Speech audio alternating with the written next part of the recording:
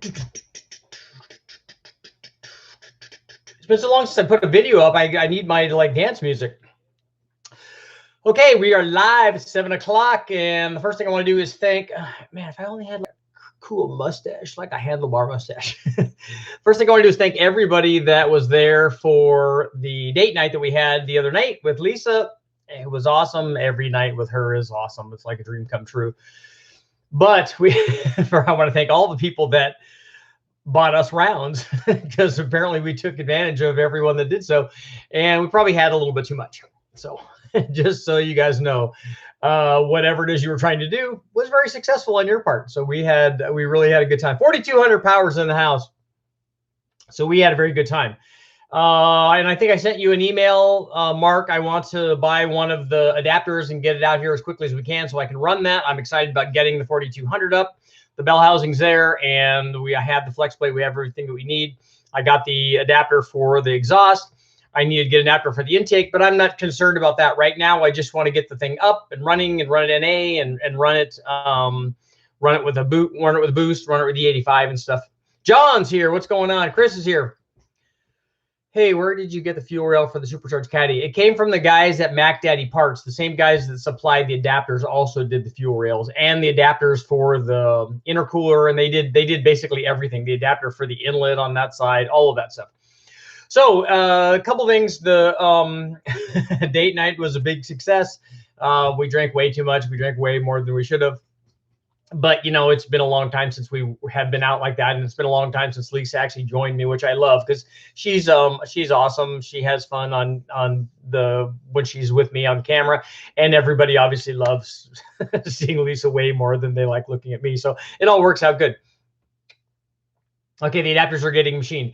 The photo that you saw that I put up for this video is a Northern Pacific or Western, not a Western Diamondback because we don't have those this far north, but it's a Northern Pacific rattlesnake, and it's the most common one that we have. We don't really see anything else here. We'll see different variations of that, but there'll be different color combinations and stuff. But that's basically what it is, and they get to be about the ones that we've seen. The biggest one I've seen, it was about 4.5 feet. This one was smaller than that. Everyone asks, well, how many rattles did it have? That way we can tell the age. No, you can't. The rattles tell you, and we can go into rattlesnakes a little bit here because there's a couple of important things. Because I'm doing a video tomorrow, I'm going to post on me going up on the hill and actually going and looking for snakes, and we did find some. So that will be a cool deal. I'm going to post that, and I'm going to start doing that now that we're kind of coming into snake season. I'm going to be adding those too. They won't be going in place of the stuff that I'm doing on cars, because that's really what this channel is about. But I do love going out and doing that, and so that's also going to be part of it. But one of the things I wanted to, a couple quick facts that I wanted to point out about the rattlesnake that we caught. First of all, he was not harmed in any way. He was up in the way of where we were going to be walking because we all walked up on the hill. The wedding was up on the top of the hill, and he was in the way. So he was right where everybody was going to be walking. So naturally, we don't want anybody to get bit or anything. So I just grabbed him with the tongs that my father-in-law had, and we just moved him out of the way. I just moved him up to a different part of a higher hill and let him go do his thing, and we did our thing. And I just checked all the rest of the area where we were going to be walking to make sure that there were no other snakes, and he didn't have any brothers or sisters, or especially big brothers and sisters. And the other thing I want to point out, and I'll talk about this a little bit in the video that I'll be posting up when I actually go do a little snake adventure, is on one of the common myths on the rattlesnakes are that the babies are deadlier somehow than the bigger snakes are. Oh, they're deadly because they can't control their venom, so when they bite, they inject all the venom. That's about halfway true. There are a couple of things to think about there. First of all, when they're small, they don't have control of their venom. Adult snakes can do what's called a dry strike, and they do that most of the time, because if they're striking in defense, like if you're trying to catch them and they're striking at you, they're not usually going to inject venom. The reason that they don't do that is because they want to save the venom for prey. I mean, that's what they use it for. A mouse or a frog or a lizard or something, they'll inject the venom and then back off. And that's an evolutionary adaptation that they've made, because when they do that, there's less chance of them getting hurt. So if you take a look at a gopher snake or a king snake, their life is much tougher because they got to get in and bite the things and wrap around it. And there's, you know, if it's something that bites back, like a rat or a squirrel or those kinds of things, or a big enough lizard, there's a chance that the snake can get injured while this is happening. But rattlesnakes will go and bite and then let the thing wander off and die, and then they'll go find it, and then they'll eat it. The thing about the baby rattlesnakes is that they have venom sacs, and when they bite, they don't know how to do a dry strike. They just envenomate, and they just you know, whatever they're biting, the venom goes out until they run out.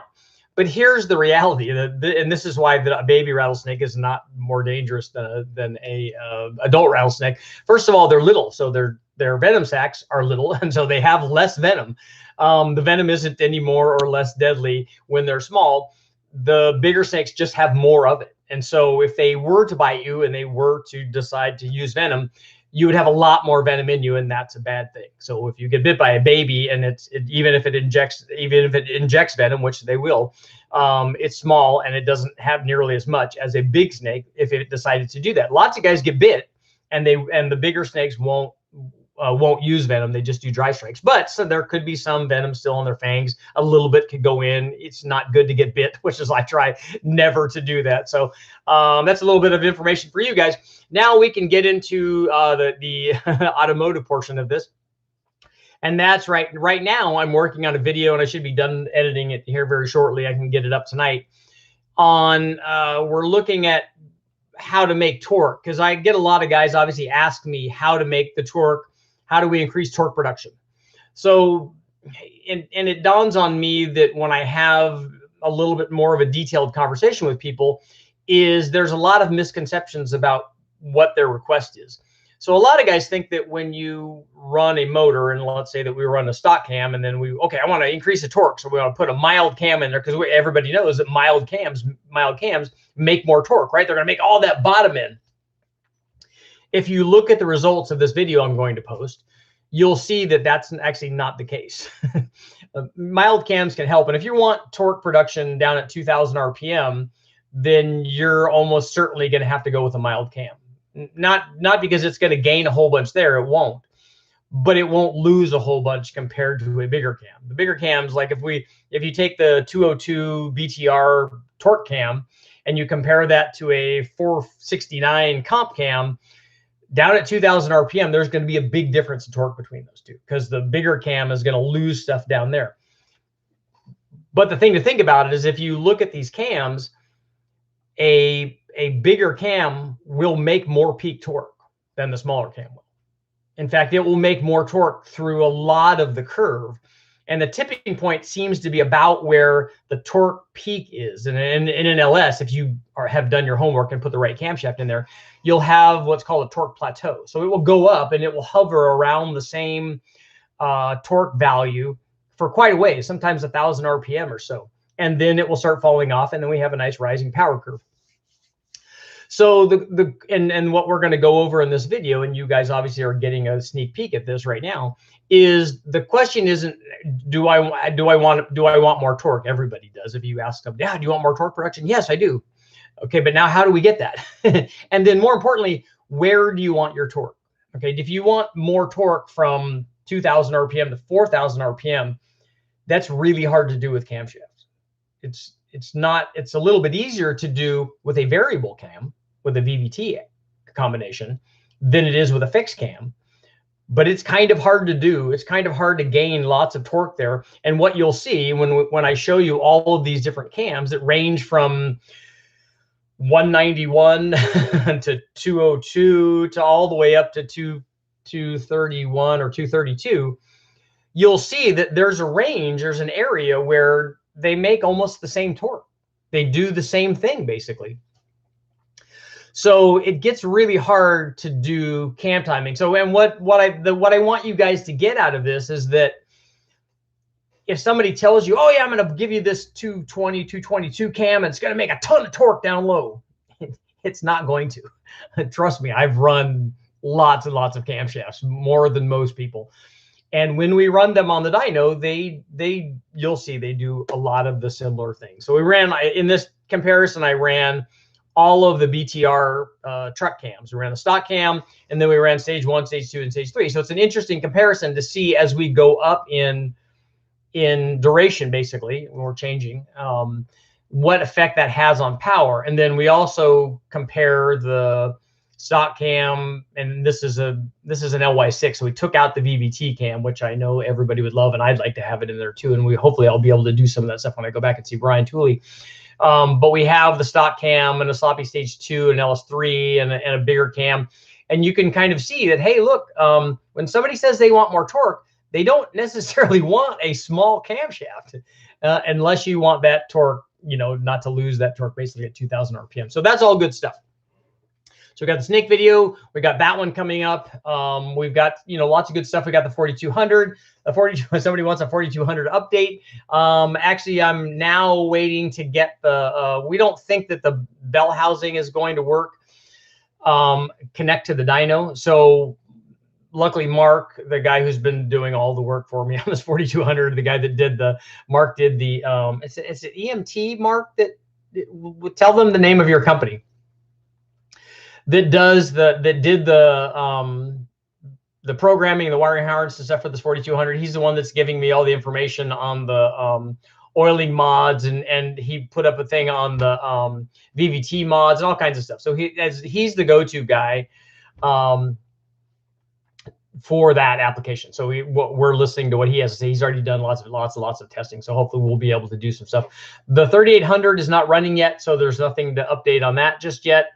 Or the K24. The K24 is still running. We're waiting on the head porting.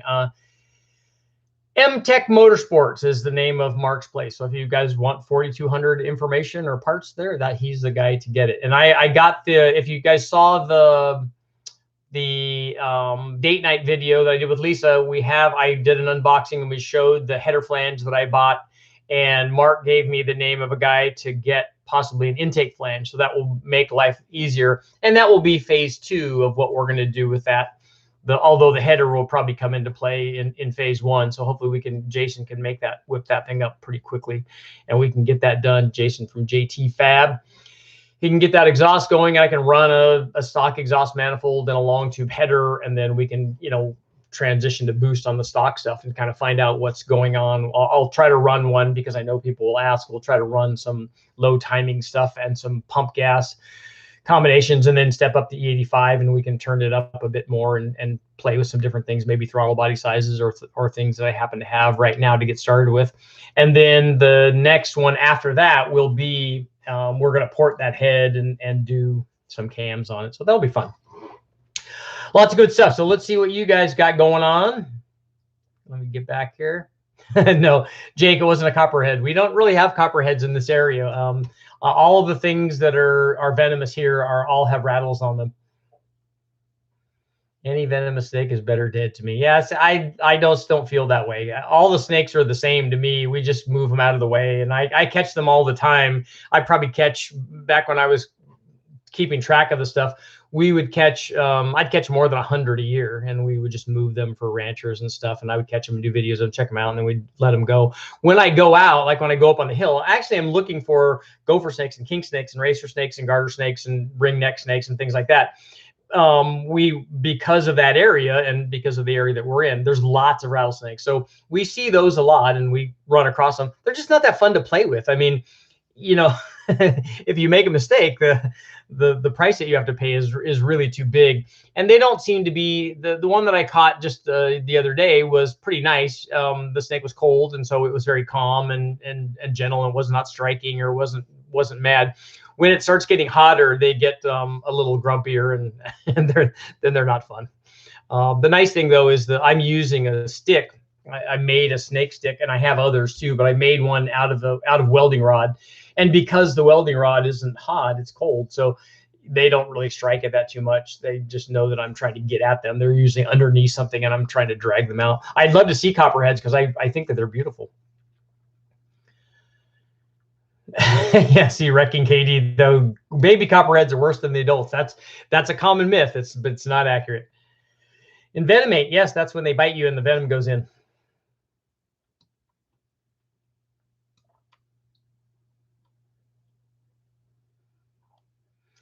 A 229, 242 actually should make, unless it has a really wide LSA, should actually do fairly good on the torque numbers. What's the most powerful engine you've ever run? Probably that Big Bang motor that I did, that did 1500 and stuff. I've been there. Well, I was doing the dyno when Mahovitz was running one of his crazy things. That was probably 16 or 1700 or something.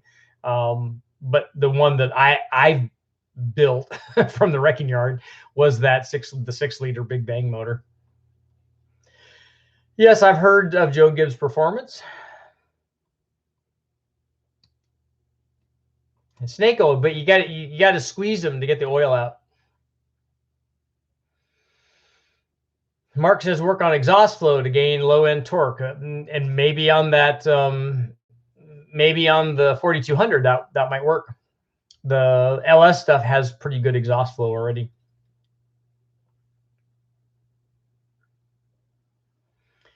Let's see, Richard, have you ever heard of Randall Brothers Gremlin 401 XR? I am doing something like that with my factory racing stroke 360 with EFI or SC. I have not seen that one. I do like 401s, and I do like Gremlins, and I like Pacers, and I like all of those. I'll have to check that out.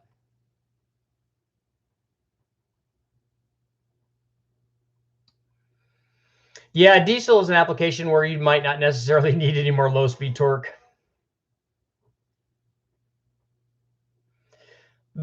Jason, for me, the local time, I start at 7 p.m. Pacific Standard Time.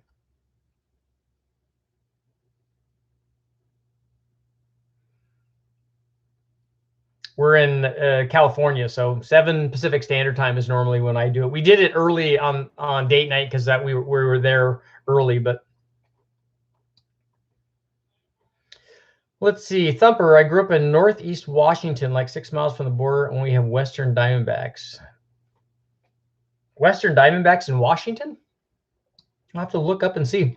We just don't have any here. We have Western Diamondbacks in the southern part, the very southern part of California, and then over into Arizona and New Mexico and Texas. There's a lot of them there. Aaron, what's up? Is it better to ramp and boost or start with much lower timing to keep the rod safe at lower RPM, or do I have all of the strong? Those are both things that you can employ to keep the rod safe.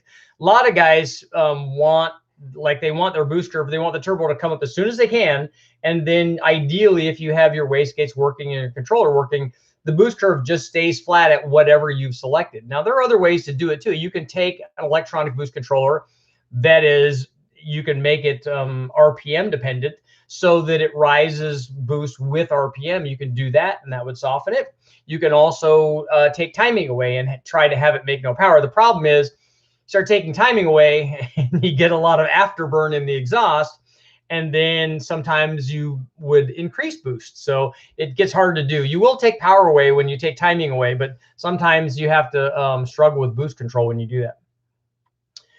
When are you going to revisit the Big Bang 351? I'm not sure. I would like to. I think it deserves better than we treated it.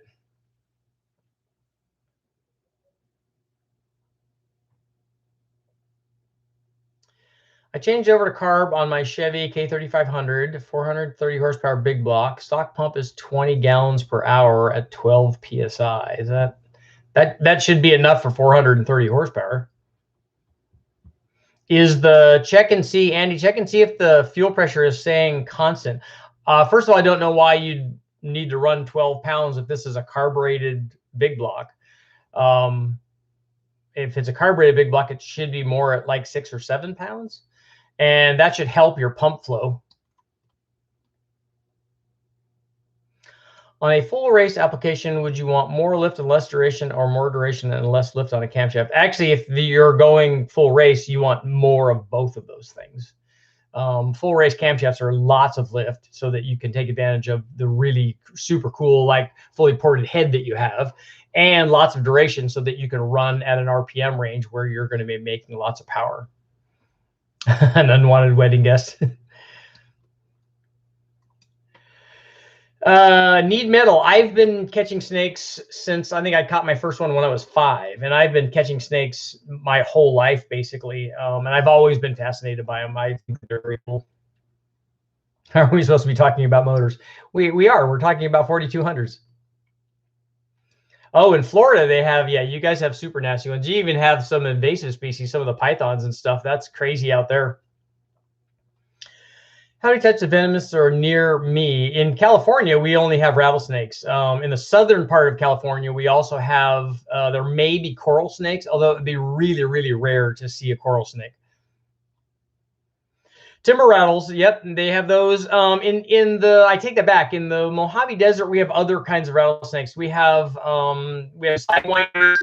I think that they might have pygmy rattlesnakes and speckled rattlesnakes too, but everything basically is going to have a rattle on it. Right now, I don't have any plans on doing a 2-liter Ecotech stuff. That's lots of people have done that, and they've done that to really, really, really high levels. Like when they were drag racing those things, they were doing like well into 4-digit stuff with those, and they can make big power. A 401 powered Gremlin, that's awesome. I hope that it has the I hope it has the traction bars on it.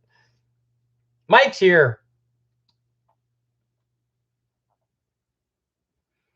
Oh, nice. Put a 4200 in a Colorado in place of the 2900. Even got an emission cert. Yeah, I think if you do the years correctly and you have all the emissions equipment intact, you can get away with that stuff.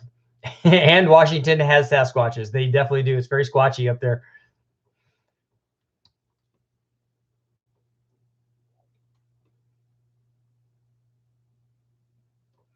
I'm thinking it's easier to pick out the best LS cam than a small block Chevy cam, maybe because of better angle and better head flow. No, just if you tell me what kind of power that you want out of the small block Chevy and kind of tell me what the configuration is. I've run lots and lots of small block Chevys as well as LSs. So we've done lots of testing with the different cams for small blocks.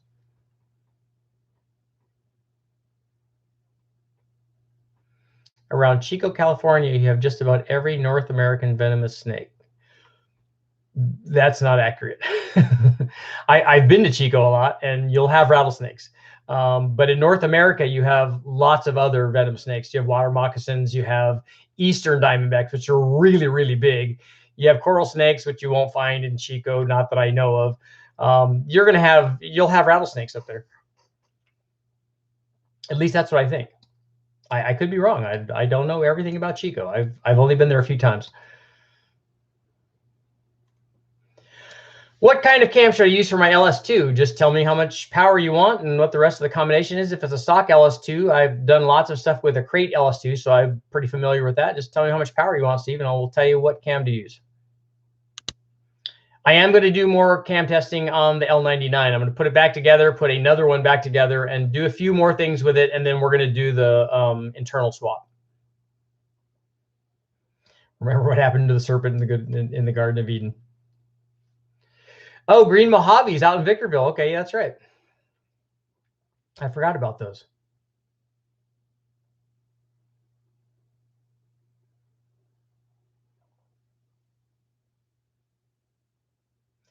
The Jeep stuff I will want to do. 20 gallons an hour. It should be, isn't it times 7 or is it 6.5? 7, I thought it was 140. What do you think about a B15 with a 2.9 Whipple? We've run bigger Whipples than that on a B15, and they work really well. And we've run turbos on them too. With the B15, I think you could do much better in the cam department. You could also, head studs would be a good idea, and then definitely springs on that motor too. Do you have a favorite bolt-on EFI that you? I use Fast and Holly for all of the stuff that we run on the Dino, so either one of those works well.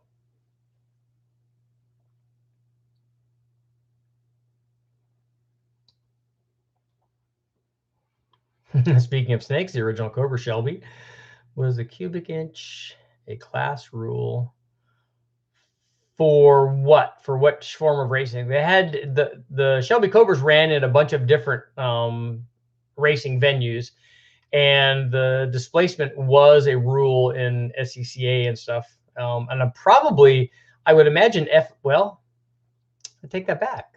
No, even in FIA, they would have been a class rule. The big block would have run in a different class than the small block did.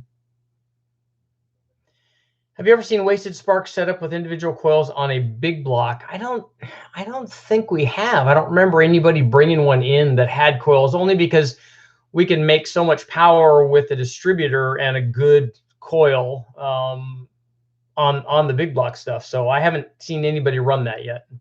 I need to go back and look at the motor that Mike Miller brought in. The twin turbo that he brought in might have had coil packs on it. Yes, Eastern Diamondbacks are much bigger than Western Diamondbacks, Tim. They're the biggest snake that we have, the biggest venomous snake that we have not in North America, but in the United States. I'm told that there's another rattlesnake version down in Mexico that might get bigger than the Eastern Diamondback, but the Eastern Diamondback has been reported to grow, 9 or 10 feet. I don't know that anybody actually has one like that, but they will be 7 or more feet, and that's quite a bit bigger than the Western Diamondbacks, which are typically much smaller than that.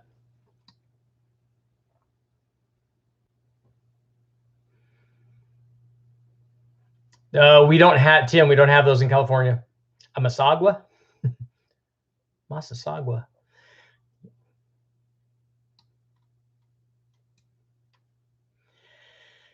Have you ever done a video on a Ford 289 K code versus C code with and without mods? It would be forwarded for me. Well, if you take a look at the video that I did on the K code 289 versus the Shelby version of that, I haven't done one on a C code, but there are K code videos up right now. Hobby's Garage. I've just joined your live stream. Do you have a good source for choosing valve springs? The guys at Comp, the guys from PAC, BTR, Texas Speed, all of those guys, if you're looking for valve springs for an LS, a lot of those guys can help you out. Montana's in the house.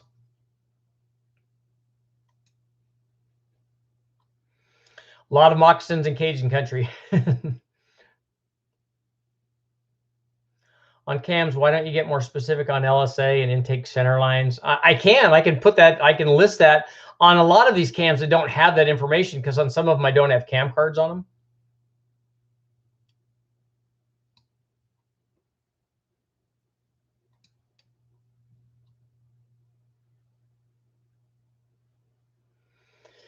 them. Rich, we run all of our dyno motors at 150 or lower, so you shouldn't worry about plug fouling. We run it at that temperature or lower, and then we run on a boosted motor. We might run a 9 or 10 heat range plug on it, and it doesn't foul. Yeah, gasoline, that's lots of people do that to get them out of their dens and stuff, and unfortunately it destroys the den, and I don't really do that. Timber Rattles in upstate New York. A lot of people think about, when they think about New York, it's interesting. They think about New York and all they think about is like the city, New York, but most of New York is not like that.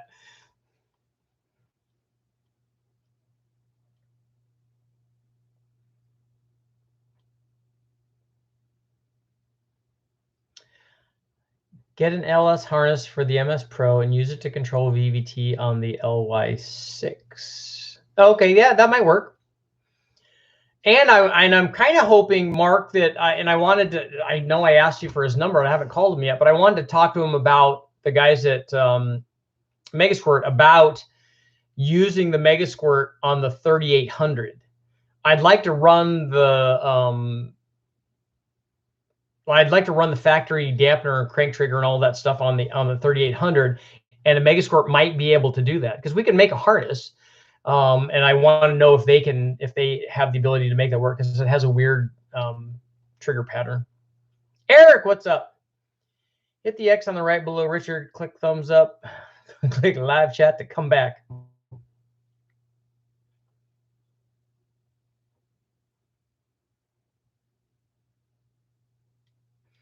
Sean wants to know how far you can rev his 224, 228 cam. That's like a little stage, like a little sloppy stage 2. It might be a sloppy stage 1. 110 LSA, dude. That should actually make one. Why do I keep losing my Please wait. Come back. Come back. There we go. Yeah, you can rev it, but if you have a long runner intake, it's going to make a lot of power up there. 6 versus 8. Keep up the good work. Factory LS push rod holes. I don't ever run 3/8 push rods in any of the LS stuff that I do. Even the 8,000 RPM deal did not have 3/8 push rods, and it had 5/16 push rods. We tried, and I've tried doing tests on 80,000s on 120 wall push rods, and I didn't see any change in power. So I didn't spintron them to see if there's a change in deflection, but I thought if we would have saw a change in deflection, that we would have saw a change in power, and I just didn't see that. So the 3/8 push rod, I think itself will physically fit in a factory LS push rod hole, but it moves during its action, and so it's probably going to rub somewhere. So you're going to have to clearance that hole a little bit, I would imagine. Welcome, Old Crony's Garage. What's up?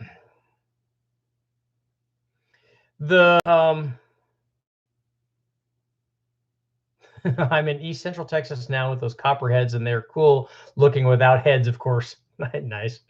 The copperheads are beautiful too, just like the copperheads. I think are better looking than the cottonmouths are.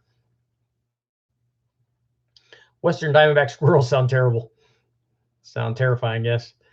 And actually squirrels have developed not an immunity, but a resistance to rattlesnake venom. And a lot of guys don't know that. They think that the only thing that is immune to rattlesnake venom, and it's not totally immune, is a king snake, which is why they call it the king snake, because they hunt rattlesnakes. The reality is that they don't just hunt rattlesnakes. They hunt other kinds of snakes. They hunt anything that they can overpower. So a lizard, a gecko, a skink, frogs, whatever, any kind of snake, not just rattlesnakes. If they find a little gopher snake, they'll eat the little gopher snake. And the same thing with other snakes.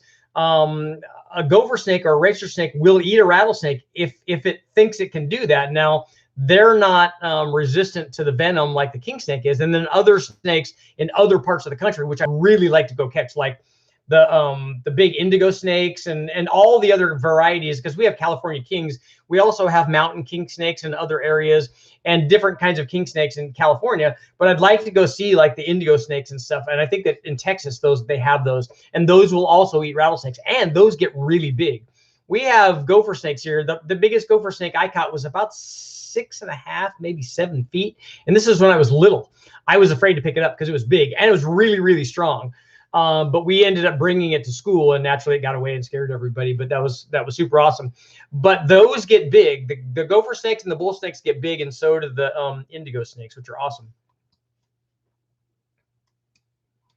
Would like to see more turbo stuff on a 429. Yes, I agree. Yes, we're going to do more testing on the L99. Yeah, on the little LT1.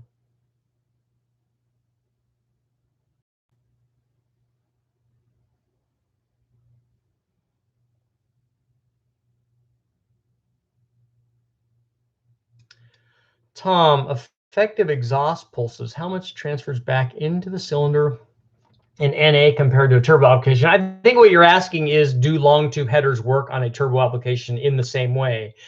And I don't have a definitive answer, even though I've tried doing that test a couple of times. I don't have a definitive answer to that. I think yes, if it works on the induction side. So I think that it works on the exhaust side too, because reflected waves work on the intake side, whether there's boost or not. I'm thinking that it does on the exhaust side too. I just think that the gains that we get from that are nowhere near what they are relative to what we're getting from having a turbo there.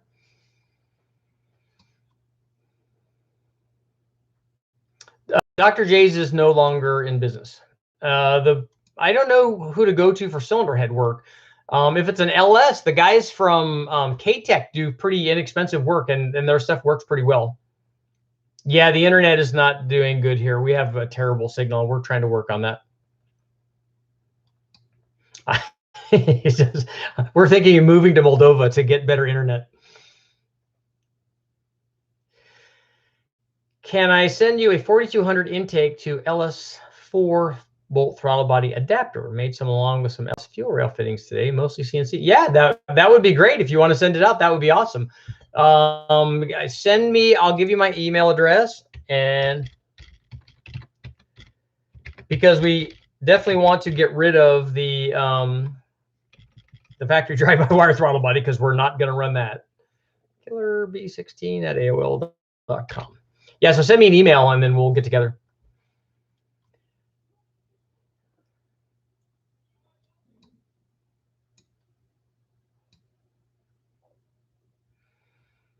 Honey badgers are not immune, but extremely resistant. Yeah, and they're resistant to cobra venom, and so are mongooses, which is even more badass than than rattlesnakes are.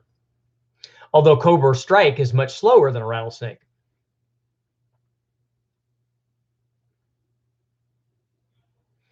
Robert, ultimately the 9-inch would be stronger, but I think lots of guys are running 600 horsepower stuff with 8.8s. You just have to beef it up a little bit. Yeah, the honey badgers are not immune. So immune is a different thing than resistant to it. The fact that they pass out and almost die and then don't die is a different thing. So the ones in Washington are called Western rattlesnakes. Yeah, that's what we have, Thumpers. We have they're called Northern Pacific or Western rattlesnakes, not Western diamondbacks. The diamondbacks are the big thick ones, and they're bigger than the ones that we normally have here. We have a bunch of different color ones. Like we have the ones that I like the most, and I see those only occasionally, are the green ones with the black spots. I don't know that that's a green Mojave or not, but we've seen some of those here, and those are really cool. And then they also have different shades of you know, they look more like gopher snakes where they're tan with the spots on them. Then some of them are brown. We've even seen some that are kind of black with the spots on them. And I think that that's just their natural evolution that happens in this area. Maybe those ones survive and the other ones don't. Any interest in a Vortec 3000? Is that a 4-cylinder version of that motor? I thought it was bigger than that. Yeah, in Georgia, they have Western diamondbacks in that area. I'd like to go back there and see, because I would like to catch one of those. I think that they're beautiful snakes, and especially right after they shed, that's when you want to catch one, because after they shed, that's when the coloration on their skin is the best, and right before they shed is when it's the worst. It's all dull and dingy. It's like when you haven't waxed your car. Yes, we're gonna do more work on the L99. I thought that did we go over that? Did I sneak back here? What happened to the 6.0 that won't blow? I haven't run that again yet. I think it's a belt slippage, though. I have an L39 267 small block, which I've been using your stats. Okay, yeah, that's an old one.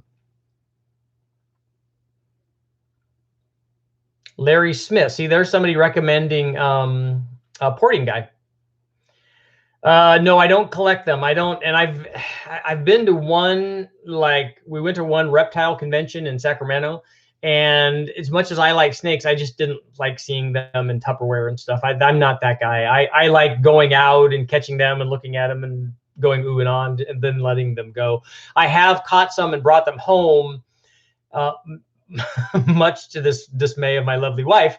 But I usually I would bring them over to school and show my sons and all the kids. They would, you know, they love when somebody brings a snake to school. So they like seeing all that, and they like wanting to hold it and pet it and stuff. And so that all of that's cool. Because I remember when I was little, and if somebody brought a snake to school, I thought it was awesome. What do you need to strap a rotary to your Dino? We would need, we need some sort of a flex plate or flywheel, and then a bell housing. And then depending on, we need to figure out what we would use to run it. Would we run it with a, can we run a Holly to run a rotary? I've never even looked in the drop-down menu to see if that's one of the choices. Team Shinoda, have you kept copies of all the magazine articles you've done? No, I haven't. I have closets full of boxes of magazines, and usually once I've moved them once or twice, then I just throw them away because I just don't want to move them anymore. And most of the stuff is online now. They've kind of switched that over, and it's available online. I use a Quadrajet on my 267 small block with an Offenhauser dual port 360 manifold. I'm very pleased with the result. Cool. That's a good combination, and it should drive really nice.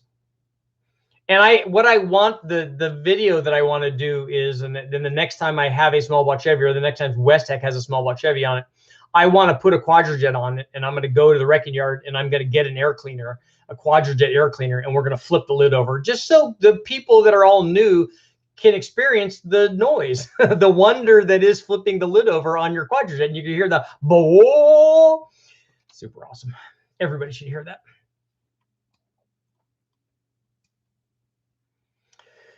Dennis, we have Indigo Snakes here too. They can get 6, 7, 8 feet. That's what I heard. There's a video of one attacking a rattlesnake. They do eat rattlesnakes. They're big. they're big, super aggressive snakes. Not aggressive. They're aggressive if you're another snake.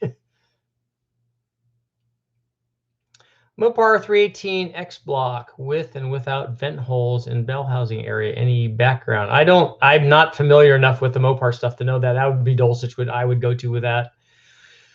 Okay, Tom wants to know, what's a real world comparison for cranking compression pressure with added boost pressure? For example, 165 PSI NA, what would it be with 14%? Do you mean 14 pounds of boost?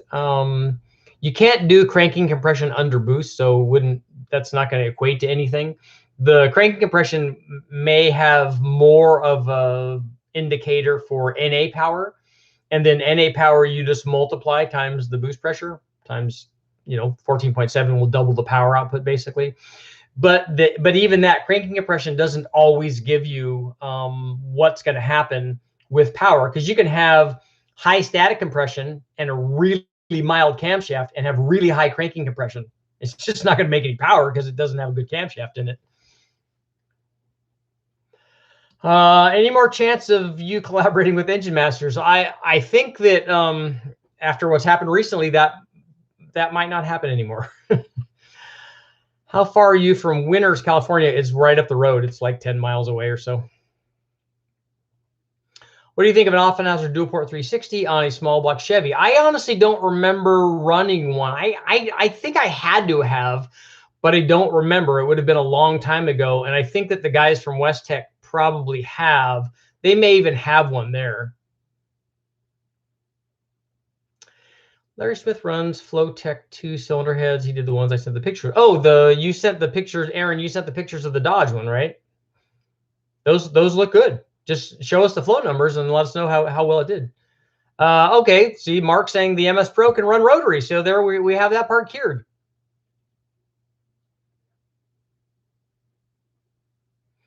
I have one you did in April 1997 on a Roush Stage 3 intake on a Fox body. I think I probably have a copy of, I'm hoping that I have a copy of the very first story that I did. I need to look through my stuff and make sure that I have that. I think I do, because I had kept a lot of the turbo magazines that I had. And I actually had, back in the day when I was doing lots of magazine stuff with my Mustang, I kept a binder of all of the magazine stories that the car was in. Because then when I would go talk to people and say, hey, look, here's why you should give me headers, because I get in every magazine with this Mustang. Everybody loves this magazine, or everyone loves this Mustang. And so they'd go, yeah, we need to give you headers. And then they would give me headers. And so I use that as information to give those people. And I think I still have that. And I think it might have some of those, a lot of those early, some of those early stories that we did. Focus, how good did the Cleveland 4V head flow in the day compared to other small blocks? To give you an idea, a 4V Cleveland head, like a Boss 302 or a 351 Boss, a Boss 351 flows about 275, and a production off the assembly line 202 valve Fuelie head flowed probably 208 or 210. So it wasn't even close.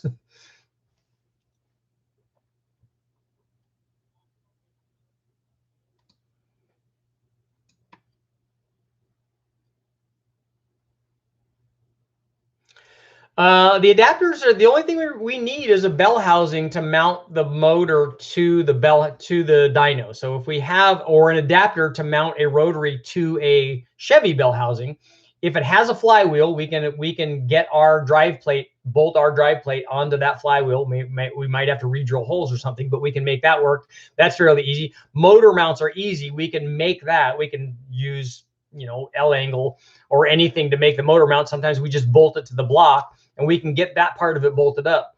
And then the only other problem is we need to route the exhaust. The water going to it is pretty easy because we just, you know, reconfigure the hoses. Hopefully it has a water pump on it. If not, I'm sure that it probably will have a water pump. It won't be driving the water pump, so that won't be hard. And then hooking up the ECU, if it's a fuel injected one, that's, if it's a carbureted one, then we just hook up an ignition wire to it, and that works too.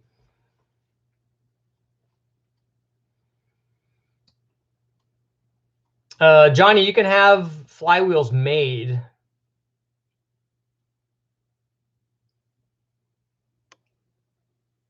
How much boost do I need for my go-kart? You need all of the boost, right?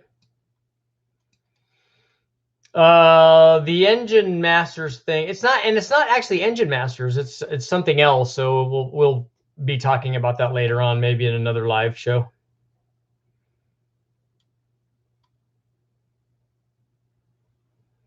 Oh, the 3.5 liter V8 Buick motor had an Offie intake from the factory. It had one.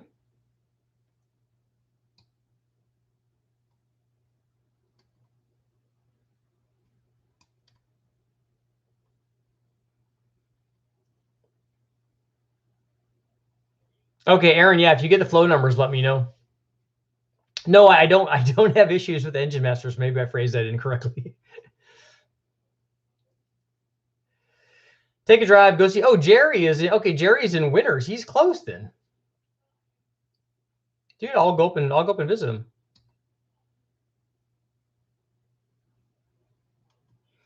Oh no, that was way back in, Tim. That was way back at the Engine Masters competition, and that was what? How long has that been? That's been 10 or 12 years or something. That's been a long time.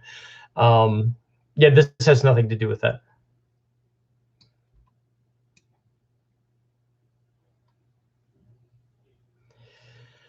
Ryan, I don't know how much. That would be kind of interesting to see. So Ryan wants to know if I've ever checked back pressure difference going from a wastegate routed into the exhaust versus a dump tube. So basically, the exhaust is not having to flow the extra exhaust flow.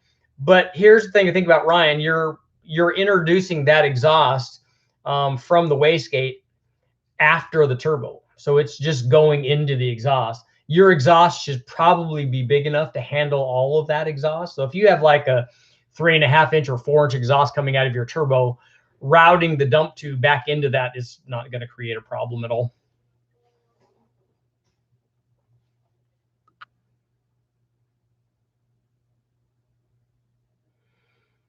Okay, that's cool. The Mystery Machine has a C6 behind it, so they did some kind of adapter, and I love that Mystery Machine. I think that thing's awesome.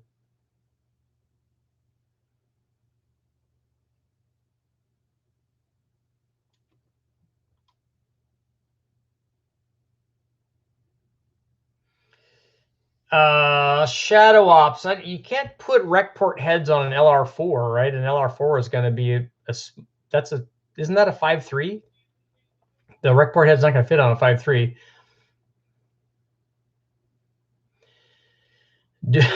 I love stuff like this. Do you happen to remember what piston valve clearance you had on your Summit 8711 cam on a 5.3? Did you run it with a 7.4 or a 7.385? I don't remember any of those. That's 300 pulls or whatever ago, so I don't remember. I remember it was enough that we had, and you need to check your push rod length. Luckily, there's a video up on how to check your push rod length. And honestly, the difference between a 7.400 and a 7.385, both of those you'll be able to run.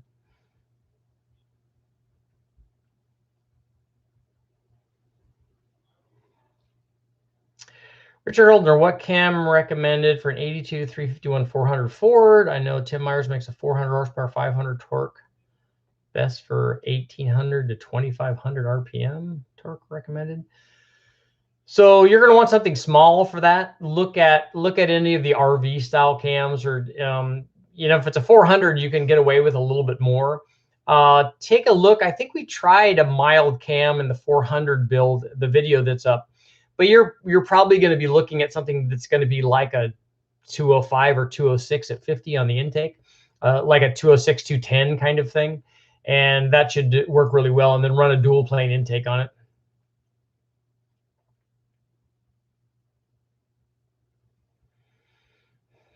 Can I go to the wedding? The wedding's already over.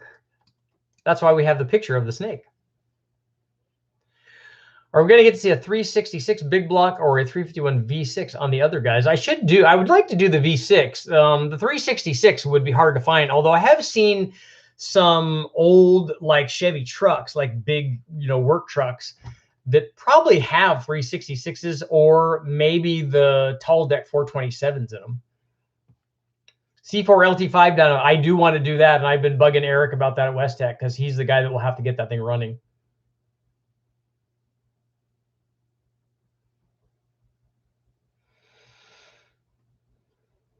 Best cam for basically stock 5.3. If you're going drifting and are you running lots of RPM, Eddie? If you are, then you could put something like the comp, the 54-454-11 cam or the 459 or 469 cam.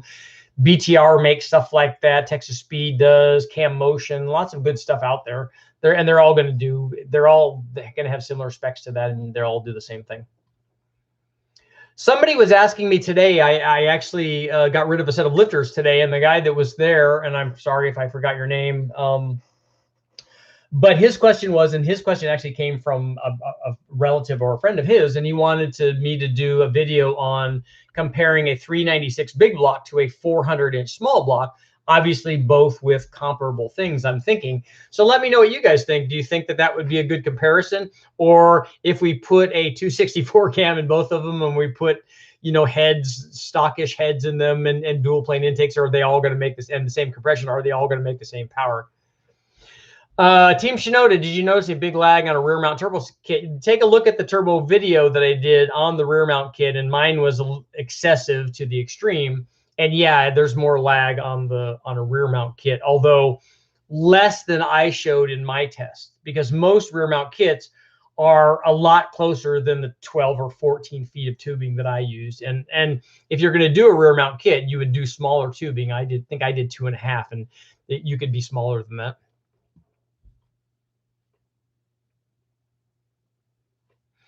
Did you see that someone put LS heads on a 351 Windsor block? Yep, that always comes up. Oh, we've seen it.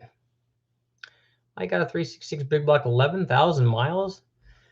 It's a 1966 motor and only has 11,000 miles on it. Have you rebuilt it or something? Turbo Gen 2 LT1, since the torque head 24X systems are out, and a lot of guys are now boosting C4 Corvettes easily. Yeah, that's cool. We're definitely going to run boost on the LT1, so if that's your question, then yes.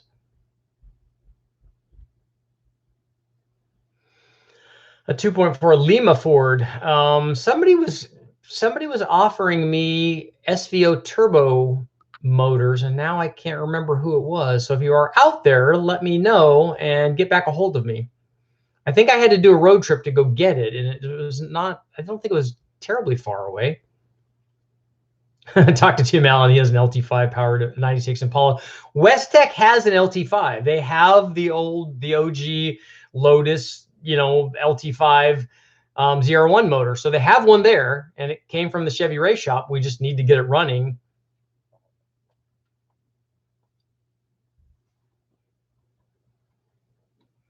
$11,000 dyno miles.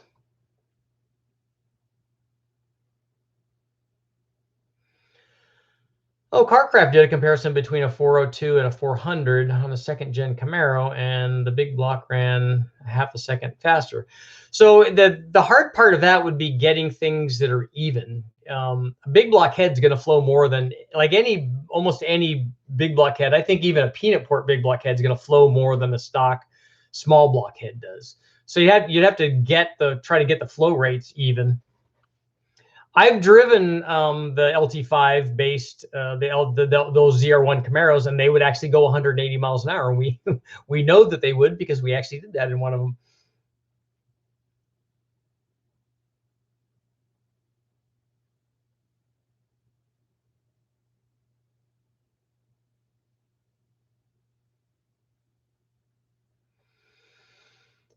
Oh, get the twin plug 2.5. Isn't that the 2.5 is a Duratec, right? Is that what that motor is?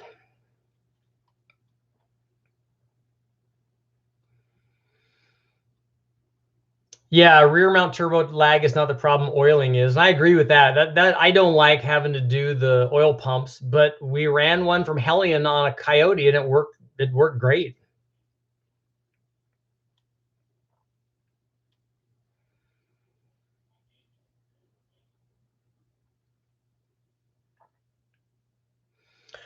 More power. I've never done that. I've never run like a Pete Jackson gear drive. They're really, really loud because we've run a couple of them. We've run motors that have had them at West Tech, but I've never compared them to a like a double roller timing chain.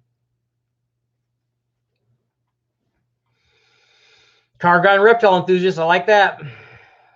When are you testing a 502 LS? I already had one. It wasn't 502. It was 495 because it was, I stayed, I didn't want to go all the way out on the bore size. So it was 4.5 or 4.6 inch stroke and a 4185 bore. But that video's up. We made 820, I think, with it, with just an off the shelf hydraulic roller cam from Comp. And I did all of the, if you take a look at the videos that are up on the LS7 head testing, that's the motor that we use for that. The Yamaha SHO Taurus motor is really cool. It's no snakes. Are you in, you're up in Canada, right, Mark? If you are, there are snakes in Canada. They found rattlesnakes all the way up to 10,000 feet. So they don't like it. They don't like the snow, but they're there.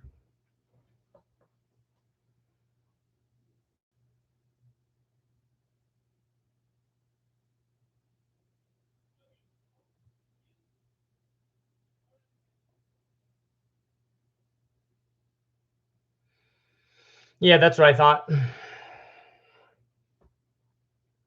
Yamaha V6 SVO motor is a hose clamp nightmare. You must be talking about the intake on that, right?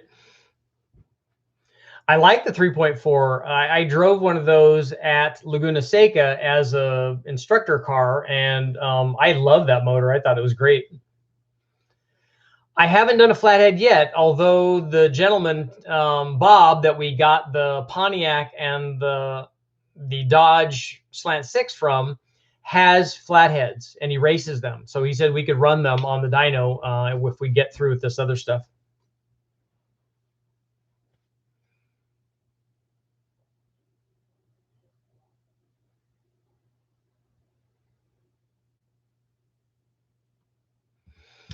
Yeah, Danny, the 366 is not going to RPM like crazy. That's going to be valve train, just like any big block.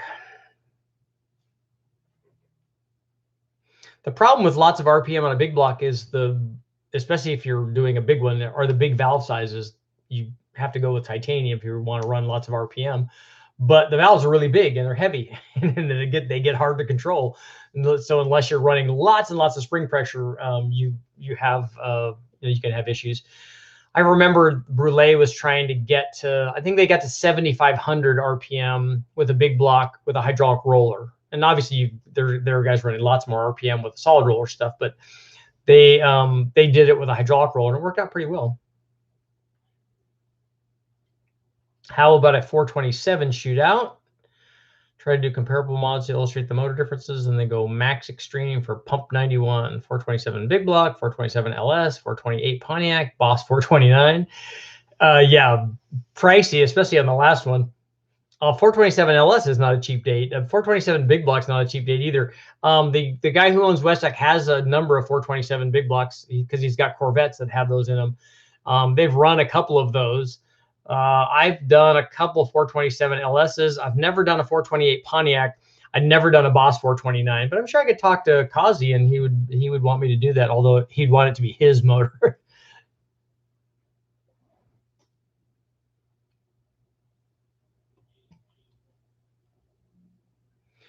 Yeah, Mike, when I go hunt for snakes, I'm walking by lots of snakes that I don't see. And the problem is, it's not a problem, but I know where to go to find them, because when we go there, when we go to these places, we see snake sheddings and there are lizards around and there are mice around. There are all of the things that they need to have for them to be around. There's good spots. We know what they like, where they like to be. So it's not really where to look so much as a lot of times when to look. So our paths have to be crossing at the right time for us to see them. They could be out hunting, doing whatever, looking for girl snakes or whatever they do. So we have to be looking at the right place and at the right time for us to be able to catch them. Yeah, you got to watch out, and that's why he said the rattlesnake got his pit bull, and you have to watch that about dogs because they want to go up, they lead everything with their nose, they want to go up and sniff stuff, and unfortunately the snakes are like, something big's trying to eat me. They think it's a coyote or whatever, and they'll bite it, and that's why I go up and move the snakes up to other areas where pets and livestock and people, they're not going to run into each other.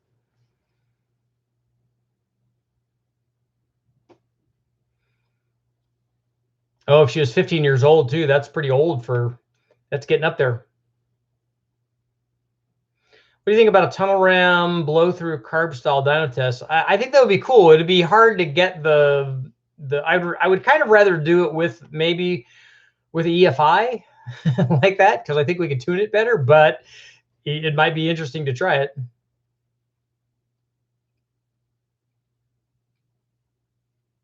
Yeah, it's always sad to lose a pet. We had our collie back when we had 2 collies. One of them got bit by a black widow, so we had to rush it to the hospital, and they gave it cortisone and steroids and stuff, and she was okay because she's fairly big, and a black widow doesn't have a real deadly bite for something that's that size. But it's her face swelled up about this big though, is not happy. And snakes get pets a lot. We had the rancher that in our ranch that we used to have lost a cow. It got bit on the leg. It must have got bitten several times. It must have been laying down on one or something. And unfortunately, the cow didn't make it. And that's pretty rare for something that's that big.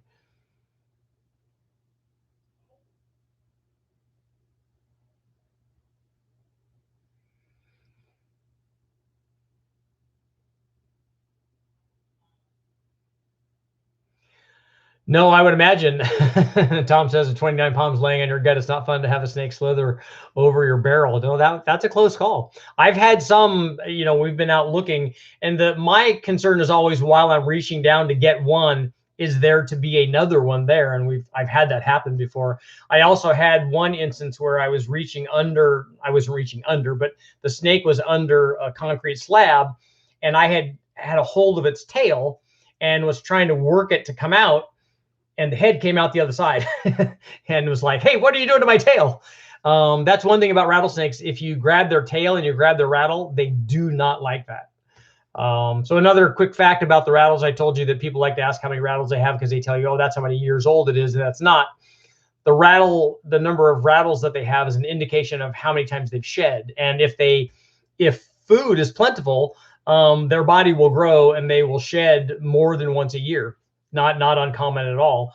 And the other thing that happens is their rattles can get knocked off, which happens all the time. A lot of times when they're shedding, they get knocked off because they like to wedge themselves in between sticks and rocks and stuff because it helps pull the skin off. So while the skin is being pulled off, sometimes they pull rattles off too. So it's not really an indication on age. But if you see a big rattlesnake and it has 10 or more rattles on it, it's pretty old. Tim, I feel your pain. Our dogs have been, both our collies and we have golden retrievers now, and we go up camping up to the lake in Northern California, up to Oroville and up to Collins Lake, and both of the dogs have been sprayed by skunks and they slept with us, so it's not good.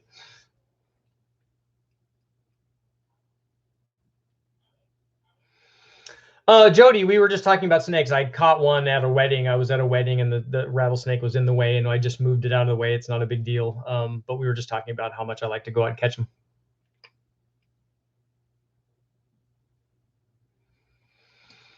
Yeah, skunk is not pleasant. And skunks are adorable. If you've ever seen them up close and not been sprayed by them, they're adorable, especially the little ones. 15 rattles is a lot.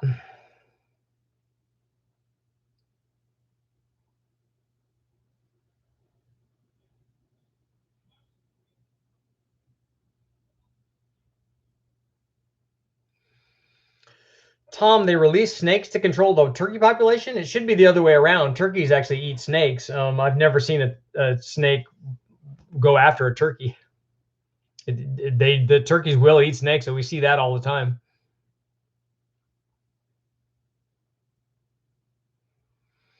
Yeah, the Mercury motors are cool. It's $60,000 a pop. You should take a look at they've got twin turbo big blocks that are like 16 or 1700 horsepower. And I think that those are probably more like 250 or something. Those are a lot. We tried all of the stuff. Luckily, the place that we're staying at had showers, and so we tried with the collie. We tried tomato juice and all that stuff, and he still ended up smelling like a skunk. Pocket full of baby rattlesnakes. That's not good. Yeah, beagles. They'll do that too. My family's had lots of beagles. We had Mike. We had a porcupine come up on the porch of our house where we were living, where my parents' house, and the police came and the fire department came and the I don't know, Humane Society. It's like they had like 8 or 10 people up there. I'm like, just throw a blanket over it and grab it and put it in the back of your truck and take it out in the country and let it go. It's not a big deal. This is not the end of the world. The poor thing was probably scared to death. Yeah, I saw Jody. I saw that. I would actually love to go down there and meet some of those guys that are trying to get rid of those invasive species. I would love to go out with them on a snake hunt a few nights and go try to catch pythons. Those things are really serious. I mean, those things have big teeth and they bite really hard. All right, Mark. Thanks a lot. And I'll get a hold of your buddy there in Winters and we'll go check him out. Yep. Okay, famous last words. Everybody say it with me. 2 more minutes.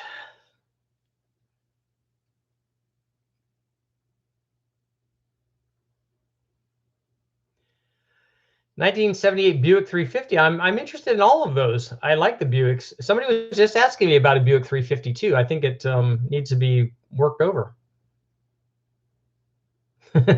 Nope. We like the mother-in-laws. They're awesome. And I wanted the snake to be there. Nobody else wanted the snake to be there though, because before I caught that snake right before the wedding, earlier in the day I had already gone up a hill and caught 2 others. So it was just like, okay, a third one. Then we get the trifecta. We got the hat trick. I'm a big fan of your videos and the Ellis motor. I have a 64 Fairlane. I like those, and a 4.8 I like to combine. That's a good choice. Get a Fairlane. You can put an automatic behind it or a manual. The Fairlane's a really cool body style. That will be a good combo. A Coyote is going to be more expensive to do. If you're going to do that, I would get one from a truck. That's going to be less money. If you want to stay forward, that's all good. I understand that. If not, the 4.8 is going to work just fine. Or maybe get a 5.3 because the Fairlane is going to be a little on the heavy side. More Power's checking out. We'll see you later. So can you make any comments on Nelson Racing engines? I like Tom. I've talked to him a few times on the phone. I want to do some stuff with him, but I've never run any of his stuff, so I don't know. I know Freiberger has, and I've seen some of the work that they do, and it's really amazing. But I've never run any of his stuff, so I can't comment on how well it does. If you take a look at the power numbers, the stuff that he's selling, I mean, he's selling crate motors that are 1,200 horsepower. That's quite a bit.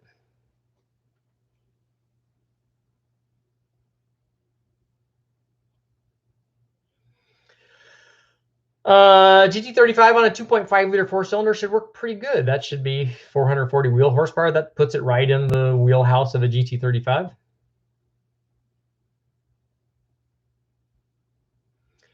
I'd like to do a 390 FE. That's going to be down the road a little bit. I got too many that I got to finish first.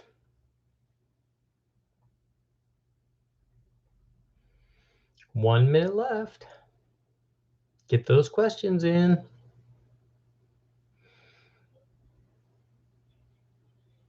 An International 360, is that an AMC 360, or is it International something unique unto its own also?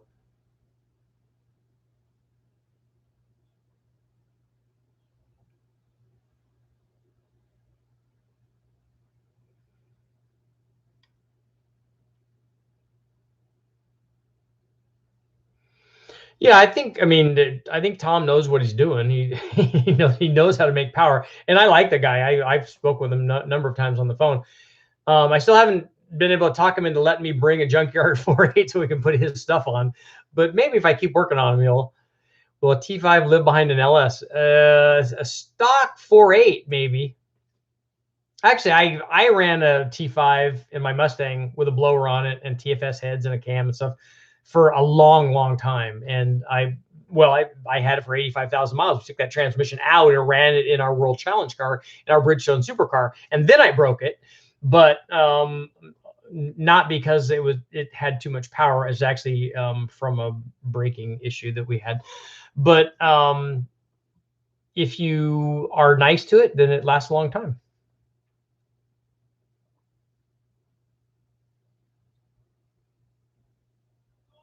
You need a new channel. I've been thinking about doing that actually, not just for snakes, for other things too. But I will probably have I will have another playlist, which we have I think already set up for the snakes that we'll do, and I might make it a different channel. We'll see.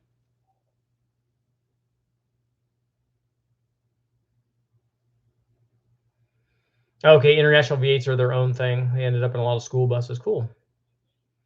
Thoughts on reusing head gaskets? I reuse new head gaskets all the time. So if when we did all the head testing, we ran the same head gaskets on all the heads, just more because I didn't want to make any mistakes and put the wrong thickness head gasket on anything. We just reuse the same one. It works fine. Reusing a head gasket off of a motor that's 250,000 miles on is another thing. Usually when I take them apart, when you take it's an MLS gasket, we take it apart, it usually takes a lot of the sealer off of both sides of the gasket. And then when that happens, I just don't think it seals nearly as well. Maybe you could just, if I had to and I was at the track and it was between rounds or whatever, I just copper coat the heck out of it, put it back in there and bolt it on and see what happened. For an NA motor, I wouldn't be worried about it at all. For a boosted motor, I might be a little bit worried about sealing the liquids and stuff. But so if anybody else has done that, I think Matt does that Matt Happel does that, I think, a lot, but I've never tried that. Here's hoping for a solid flat tappet versus a solid roller video. Okay. I can look up data. I think that Brule's done that.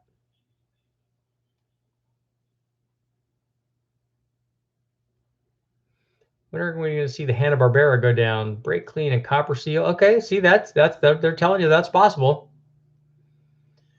Any area of the country you'd like to explore for performance societies? I'd like to go all over looking for people, and I love meeting people. I love meeting different car guys. I would like to go to meet different groups of people that have different stuff, that do different kinds of cars, like drifting guys and mud bog guys and sippy hole racers, and just all kinds of that, because all of that is cool. They all have like limitations that they have to work around, circle track guys, NASCAR guys, drag racing, whatever. All of it is good, and they all do neat, cool stuff because there's some sort of inherent limitation in what they're trying to do. Nobody gets carte blanche on make whatever you want, and we'll see what happens. So it's cool to see how they work around that stuff. I have an idea for a stupid test: run an engine without head gaskets. Oh, so that it would be a British motor then.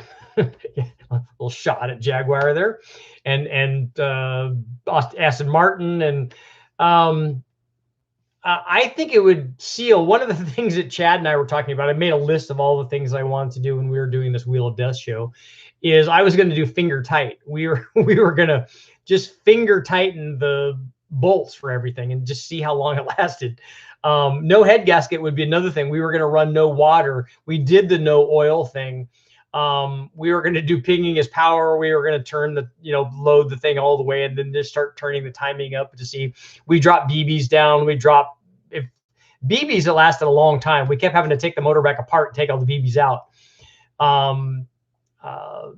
The stainless bolts or nuts, it doesn't last long. We dropped that down, it immediately took the motor out. It destroyed the piston, the rod, and the crankshaft, and the timing gear, and everything. So that was pretty catastrophic. We had a lot of really crazy ideas. We were going to leave a couple of the main caps off and see if the crankshaft would would whip around. And so we had a lot of cool ideas. It was going to be neat.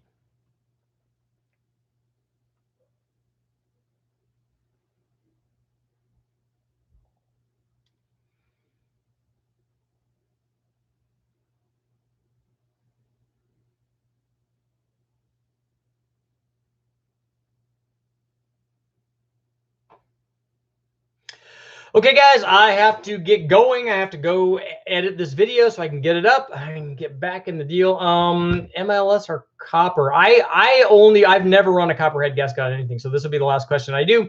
I never run copperhead gaskets on anything. I know lots of guys do. Mahovitz has run it on his stuff.